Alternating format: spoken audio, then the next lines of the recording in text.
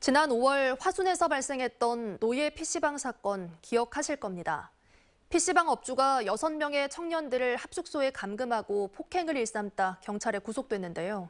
정신적 장애에 시달리던 피해자들이 산업재해를 인정받아 보상을 받게 됐습니다. 이다현 기자가 취재했습니다.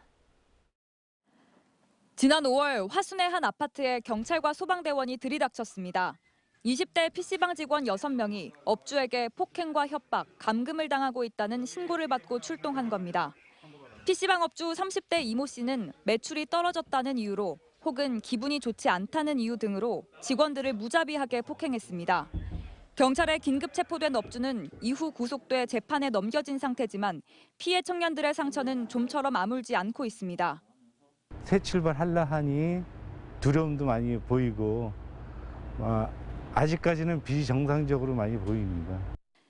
PC방 업주는 이후 계속되고 있는 재판에서 피해자들과 동업 계약서를 썼기 때문에 동업자 관계라고 주장하고 있는 것으로 전해집니다.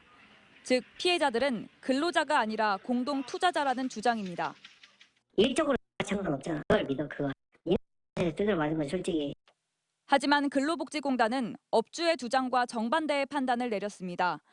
피해자들의 근로자성을 인정하고 산업재해 신청을 승인한 겁니다. 노동청 수사 결과 등을 토대로 판단한 결과 청년들을 근로기준법상 근로자로 인정했고 업주의 협박과 구타, 가혹행위와 감금 등이 외상 후 스트레스 장애의 원인이라고 설명했습니다. 동업관계가 아닌 사용 종속적인 관계로 업주와 사업을 위해 고소인들을 사용했다고 범위 타당하다. 근로자성이 인정되면서 피해 청년들은 산재보험에 가입한 것으로 소급 적용되면서 보상도 받을 수 있게 됐습니다.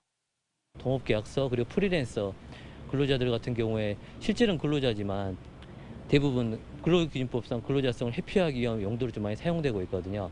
사용 종속관계가 인정되어 있고 실제로 봤을 때 근로기준법상 근로자성이 인정되기 때문에 이번 산재 인정에는 직장 내 괴롭힘과 폭행, 성희롱 등에 의한 외상 후 스트레스 장애도 업무상 재해로 인정될 수 있다는 점도 보여줍니다. MBC 뉴스 이다현입니다.